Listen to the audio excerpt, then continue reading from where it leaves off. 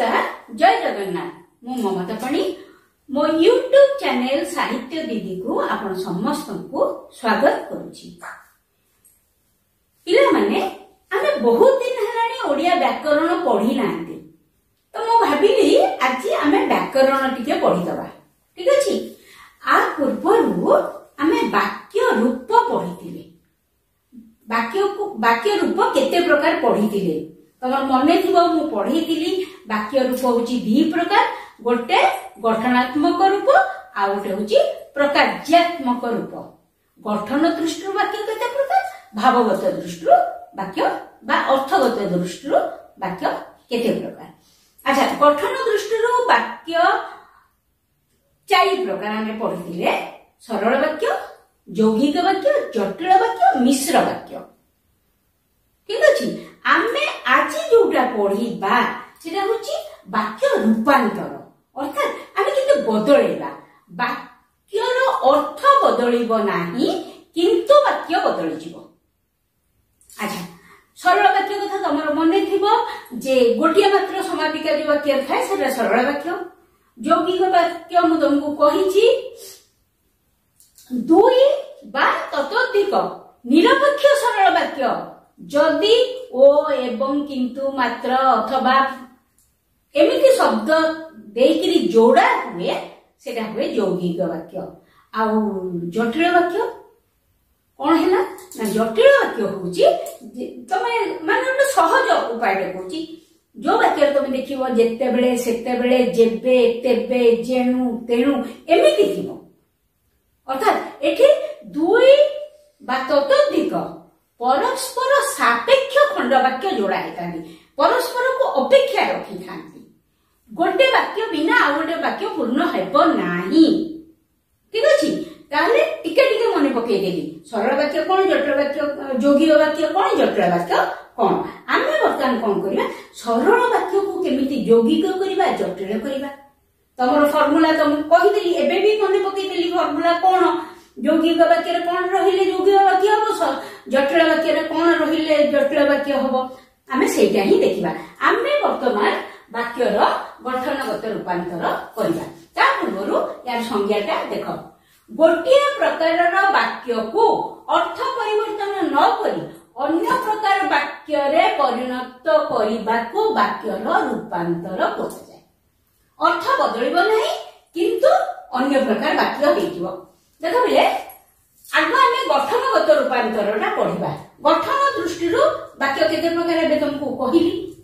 प्रथमे देखो, गोटे सरल वाक्य दिया हेछि, तुमे भलो पाठ पढ़ी वैज्ञानिक हेबो। एटा सरल वाक्य।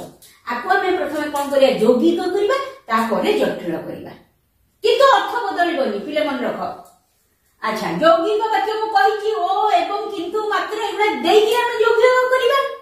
देखो, तुमे भलो पाठ पढ़िबो ओ वैज्ञानिक हबो। ए वाक्यर अर्थ जहा ए वाक्यर अर्थ सेया, किंतु आमे एठी गोटे ओ लगाइबा फल रे से यौगिक वाक्य हेइ गला। बुझिला। तुमे भलो पाठ पढ़िबो वैज्ञानिक हबो, सरल वाक्य। तुमे भलो पाठ पढ़िबो ओ वैज्ञानिक हबो, यौगिक वाक्य।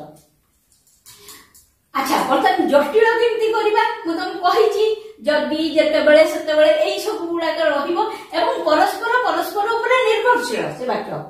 जदि तुमे भलो पाठ पढ़िबो तेबे वैज्ञानिक हबो। बुझिला। जदि तेबे एइबा तो देखि नहीं तुमे जानि देई परिबो पिले जटिल वाक्य कोटा, यौगिक वाक्य कोटा। जदि तुमे भलो पाठ पढ़िबो तेबे वैज्ञानिक हेबो। देखो तुमे ए तीनिटा को वाक्यर अर्थ समान, किंतु गोटे सरल, गोटे यौगिक, गोटे जटिल वाक्य हैला। आमे ता पढो बुझिबा। प्रथमे आमे सरल वाक्य को यौगिक जटिल कले, ता पर वाक्य आमे देखिबा यौगिक वाक्य को सरल करिबा, जटिल करिबा। यौगिक वाक्य जोठी ओ एवं मात्र किंतु एगुडा को थिबो। देखो, सूर्य अस्त हेले एटा गोटे वाक्य। यौगिक वाक्यर सूत्र कोन जे परस्पर निरपेक्ष सरल वाक्य जोड़ा हिथिबे, एटा गोटे वाक्य। एम जदि आमे एठु छाडी देबा सूर्य अस्त हेले गोटे वाक्य, एठु जदि छाडी देबा पक्षी माने निज निज नेड़ को बाहुडीला आ गोटे वाक्य, दीटा एमानकर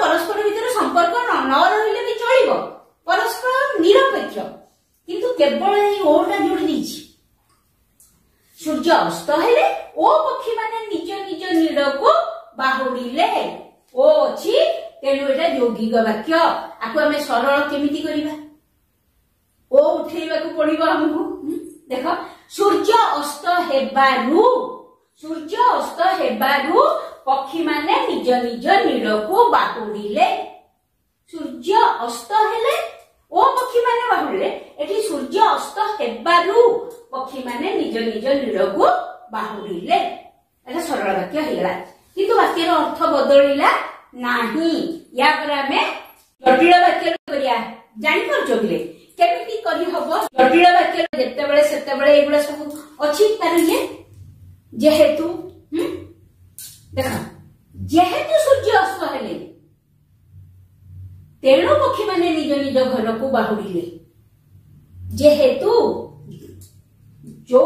ଯେତେବେଳେ ସୂର୍ଯ୍ୟ ଅସ୍ତ ହେଲେ ସେତେବେଳେ ପକ୍ଷୀ ମାନେ ନିଜ ନିଜ ଘରକୁ ବାହୁଡ଼ିଲେ ବି ହବ।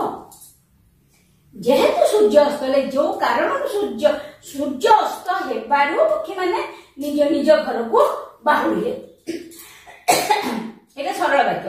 ଜଟିଳରେ ହେଇଗଲା ଯେହେତୁ ସୂର୍ଯ୍ୟ ଅସ୍ତ ହେଲେ ତେଣୁ ପକ୍ଷୀ ମାନେ ନିଜ ନିଜ ଘରକୁ ବାହୁଡ଼ିଲେ।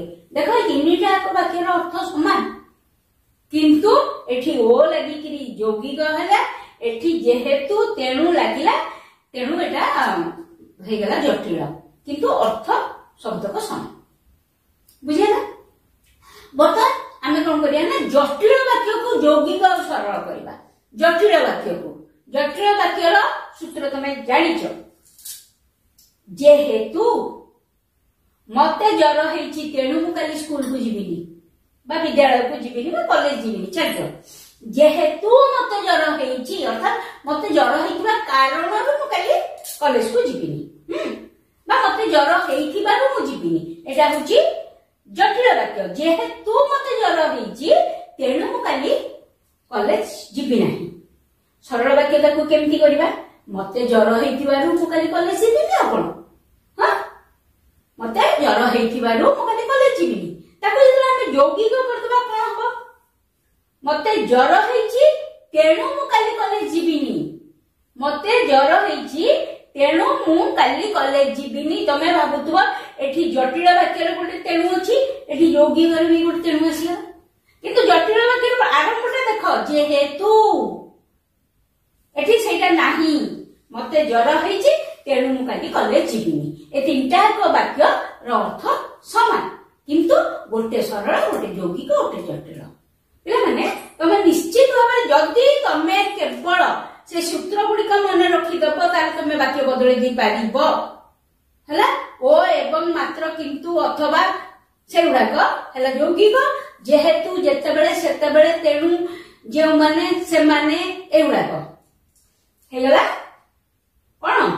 ଜଟିଳ। ପିଲେ, ବାକ୍ୟର ଗଠନଗତ ରୂପାନ୍ତର ସରିଗଲା। କିଛି ନାହିଁ, ଏକଦମ ସହଜ। ବର୍ତ୍ତମାନ ଆମେ ଦେଖିବା ବାକ୍ୟର ଅର୍ଥଗତ ରୂପାନ୍ତର।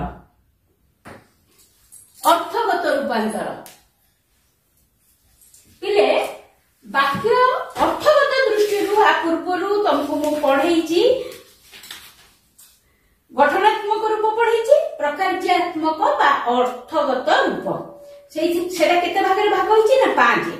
ବିବୃତ୍ତି ସୂଚକ ବାକ୍ୟ, ଆଦେଶ ବା ଅନୁରୋଧ ସୂଚକ ବାକ୍ୟ, ପ୍ରଶ୍ନ ସୂଚକ ବାକ୍ୟ, ବିସ୍ମୟ ସୂଚକ ବାକ୍ୟ ଆଉ ନାସ୍ତି ସୂଚକ ବାକ୍ୟ। ବର୍ତ୍ତମାନ ଆମେ ଗୋଟେ ବାକ୍ୟକୁ ବିଭିନ୍ନ ବାକ୍ୟ କରିବା, କିନ୍ତୁ ଅର୍ଥ ବଦଳିବ ନାହିଁ। ମନେ ରହିଲା? ଗୋଟେ ବାକ୍ୟକୁ, ଗୋଟେ ବିବୃତ୍ତି ସୂଚକ ବାକ୍ୟକୁ ଆମେ ପ୍ରଶ୍ନ ସୂଚକ କରିବା, ନାସ୍ତି ସୂଚକ କରିବା, ବିସ୍ମୟ ସୂଚକ କରିବା, ଏବଂ ଗୋଟେ ପ୍ରଶ୍ନ ସୂଚକ ବାକ୍ୟକୁ ଆମେ ନାସ୍ତି ସୂଚକ କରିବା, ବିବୃତ୍ତି ସୂଚକ କରିବା, ବିସ୍ମୟ ସୂଚକ କରିବା। ଦେଖ, ଏ ବର୍ଷର ଗରମ ଅସହ୍ୟ ବିବୃତ୍ତି ଦଉଛି, କହୁଛି ଗୋଟେ ବାବଦରେ।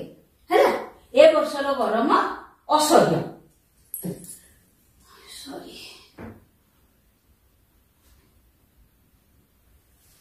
ଏ ବର୍ଷର ଗରମ ଅସହ୍ୟ।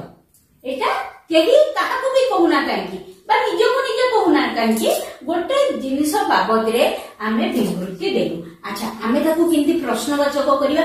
ଅର୍ଥ କିନ୍ତୁ ବଦଳିବ ନାହିଁ। ପିଲେ, ସବୁବେଳେ ମନେ ରଖିବ, रूपांतर होउची गठनगत दृष्टि रूपांतर होउची भावगत बा अर्थगत दृष्टि वाक्यटी रूपांतर होउची माने बदलुची किंतु अर्थ बदलु नाही।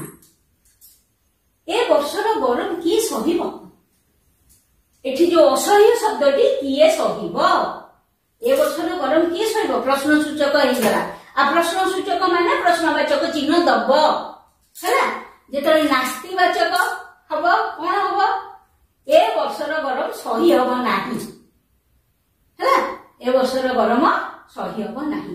विस्मय सूचक माने आश्चर्य हां ए वर्षर गरम की असह्य की लागे गला ए वर्षर गरम की असह्य जेतेबेले विवृत्ति रे ए वर्षर गरम असह्य ए वर्ष प्रश्न रे ए वर्षर गरम की सहिब नास्ति रे ए वर्षर गरम सही हेउ नाही एवं विस्मय रे ए वर्षर गरम की असह्य ए चारिटा एक वाक्यर भावगत अर्थ एक एक गोटिए भावगत अर्थ यदि भाव आमे देखिबा चारटा भाव समान किंतु विभिन्न उपाय रे आमे ताको बदलुछन हैला। 2 नंबर देख 2 गोटे प्रश्न सूचक वाक्य को आमे नास्ति विवृत्ति विस्मय करिबा बिजु बाबू को ओडिसा रे किए न जानी प्रश्न नहीं कि ताको जे आमे नास्ति करबा बिजु बाबू ओडिसा रे काहा को अजणा नुहंती ता माने बिजु बाबू को ओडिसा रे किए न जाने बा बिजु बाबू ओडिसा रे समस्त जानନ୍ତି जेतरे विवृत्ति आसी जीवो विवृत्ति बेले आमे एई वाक्यटी कहबा जे बिजु बाबू को ओडिसा रे समस्त जानନ୍ତି कहिना एडे कोहा होची जनक बाबत रे विवृत्ति दिया होची जेतरे विस्मय बिजु बाबू पुणी ओडिसा रे काहार अजणा विस्मय हैला चारटा को वाक्यर अर्थ समान किंतु आमे ताको गोटा को प्रश्न सूचक गोटा को नास्ति गोटा को विवृत्ति गोटा को विस्मय हिसाब रे करे।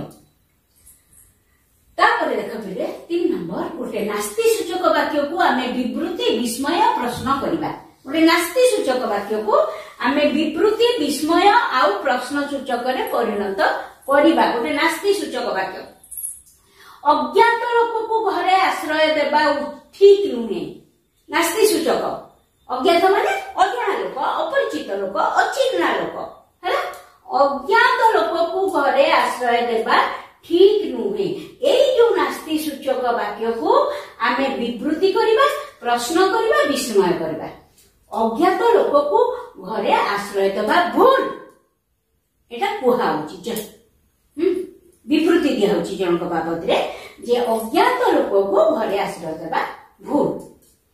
तापरे आमे ताको प्रश्न केमति करिया अज्ञात लोक को कोन अज्ञात लोक को कोन घरे आश्रय दिया जाए खुशी हैं अज्ञात लोक को कोन घरे आश्रय दिया जाए जेतले विस्मय सेठी कोन होबो अज्ञात लोक को पुनी घरे आश्रय अज्ञात लोक विश्राम विस्मय सूचक चिन्ह देख एमती गोटे तळे गोटे बिंदु अज्ञात लोक को पुनी घरे आश्रय ए चारिटा एक वाक्यर अर्थ समान किंतु गोटे नास्ति सूचक हिसाब रे गोटे विवृत्ति सूचक हिसाब रे गोटे प्रश्न सूचक हिसाब रे गोटे विस्मय सूचक हिसाब रे लेखा अछि। अच्छा वर्तमान कोन करिबा गोटे विस्मय सूचक वाक्य को आमे विवृत्ति प्रश्न नास्ति सूचक वाक्य रे परिणत करिबा देखो बिले विस्मय सूचक हां विस्मय सूचक वाक्य चिन्हा ब्राह्मण रो पुनी पैता लोड़ा एटा ओडिया रे गोटे अछि जो ब्राह्मण चिन्हा आमे जानि जो गोटे ब्राह्मण नॉट नेसेसरी जे आमे ताको कहू तो पैता देखा हैला एटा दरकार नै जदि भी तार केमति कोन हेकि पैसा रे छिड़ी जाइतिबो ताहले भी चलिबो काहे आमे मूलरो माने हमर माने हेतु पाइबा दिन आमे जानि जो गोटे चिन्हा हेला ओडिया रे गोटे अछि जे चिन्हा ब्राह्मण रो कोन पैता लोड़ा तमने ब्राह्मण तो बोली कि तो मोर हेतु पाइबा दिन जानि छी आउ पुनी कोन मोर संदेह जे मते कहबी तो पैसा देखा बोली कि मते तो ठीक अछि चिन्हा ब्राह्मण रो पुनी पैता लोड़ा विस्मय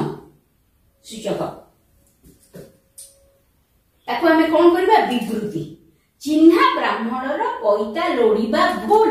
ଲୋଡ଼ିବା ମାନେ ଖୋଜିବା। ଚିହ୍ନା ବ୍ରାହ୍ମଣର ପଇତା ଲୋଡ଼ିବା ଭୁଲ। ତାକୁ ଯେତେବେଳେ ଆମେ ପ୍ରଶ୍ନ କରିବା, ଚିହ୍ନା ବ୍ରାହ୍ମଣର କଣ ପଇତା ଲୋଡ଼ା ପଡେ? ମାନେ ଚିହ୍ନା ବ୍ରାହ୍ମଣର କଣ ପଇତା ଦରକାର ହୁଏ? ଦରକାର ନାହିଁ, ଚଳିଯିବ। ଚିହ୍ନା ବ୍ରାହ୍ମଣର କଣ ପଇତା ଲୋଡ଼ା ପଡେ? ପ୍ରଶ୍ନ କଲେ ଏବଂ ତାକୁ ଯେତେବେଳେ ଆମେ ନାସ୍ତି କରିବା କଣ ହବ? ଚିହ୍ନା ବ୍ରାହ୍ମଣର ପଇତା ଲୋଡ଼ା ନାହିଁ ବା ଚିହ୍ନା ବ୍ରାହ୍ମଣର ପଇତା ଲୋଡ଼ା ପଡେ ନାହିଁ। ଏ ଚାରିଟା ଯାକ ବାକ୍ୟର ଅର୍ଥ ସମାନ। ଚାରିଟା ଯାକ ବାକ୍ୟର ଅର୍ଥ ସମାନ, କିନ୍ତୁ ଆମେ ତାକୁ ବିଭିନ୍ନ ବାଗରେ ବିଭିନ୍ନ ପ୍ରକାରରେ ଲେଖିଛନ୍ତି। ପିଲେ ତମେ ଦେଖିଲ, ଏଠି ଆମେ ପଢିଲେ କଣ? ବାକ୍ୟର ଗଠନଗତ ରୂପାନ୍ତର, ବାକ୍ୟର ଅର୍ଥଗତ ରୂପାନ୍ତର। ପିଲେ ଆଉ ଗୋଟେ ଜିନିଷ ତମ ବହିରେ ଦେଇଛି, କିନ୍ତୁ ତା ବାବଦରେ ତ କିଛି ଦେଇନି। ମୁଁ ନିଜେ ହିଁ ଜାଣିପାରୁନି ଏଠି ବାକ୍ୟଗତ ରୂପାନ୍ତର କାହିଁକି ଦେଲା।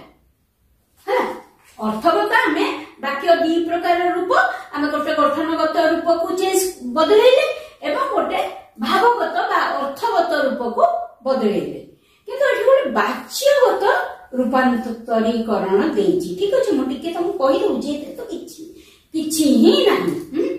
କହିବା ଭଙ୍ଗୀରେ ବାକ୍ୟ ପରିବର୍ତ୍ତନ ହେଲେ ବାକ୍ୟ ପରିବର୍ତ୍ତିତ ହୁଏ। ଆମେ ଜାଣିଛନ୍ତି ସାଧାରଣତଃ ଗୋଟେ କର୍ତ୍ତୃବାଚ୍ୟ, ଗୋଟେ କର୍ମବାଚ୍ୟ, ଗୋଟେ ଭାବବାଚ୍ୟ।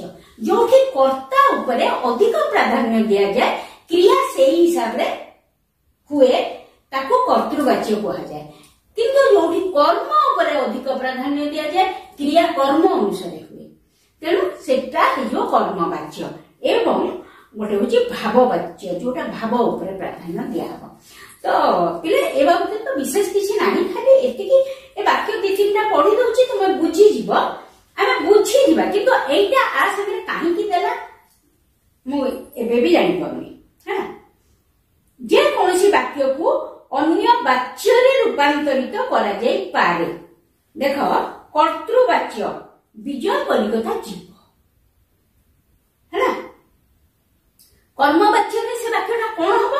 ବିଜୟର କଲିକତା ଯିବା ହେବ। ଦେଖ ପିଲେ, ଏଠି ବାକ୍ୟର ଅର୍ଥଗତ ପାର୍ଥକ୍ୟ କିଛି ମାନେ ବଦଳୁନି, ଅର୍ଥ ବଦଳୁନି, କିନ୍ତୁ କର୍ମ ଉପରେ ଏଠି ଅଧିକ ପ୍ରାଧାନ୍ୟ ଦିଆଯାଉଛି।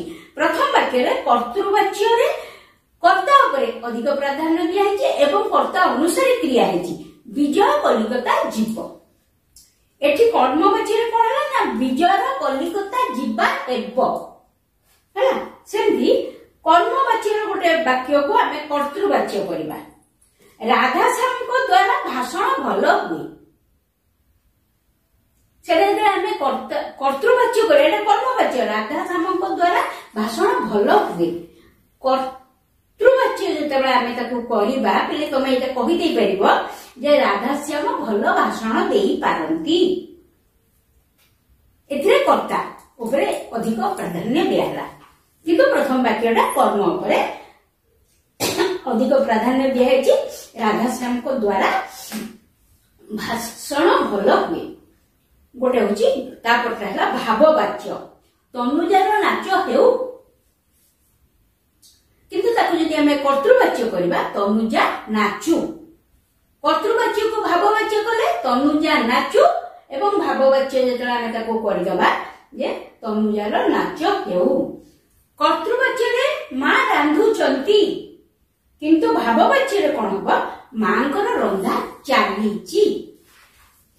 ପିଲେ ବାକ୍ୟ ପରିବର୍ତ୍ତନ ତମ ବହିରେ ତ ଏତିକି ଦେଇଛି, ମୁଁ ବି ଜାଣିପାରୁନି ଆ ସହିତ ଗଠନ ବାକ୍ୟ ରୂପାନ୍ତରରେ ତାକୁ ସେ କାହିଁକି ଦେଲା। ଯେହେତୁ କର୍ତ୍ତୃବାଚ୍ୟକୁ କର୍ମବାଚ୍ୟ, କର୍ମବାଚ୍ୟକୁ କର୍ତ୍ତୃବାଚ୍ୟ, କର୍ତ୍ତୃବାଚ୍ୟକୁ ଭାବବାଚ୍ୟ ସେ କରିବାକୁ ଚାହୁଁଥିଲେ, ସେଇଥିପାଇଁ ବୋଧେ ଅଳ୍ପ ଟିକେ ନାକୁ ଦେଇଛନ୍ତି।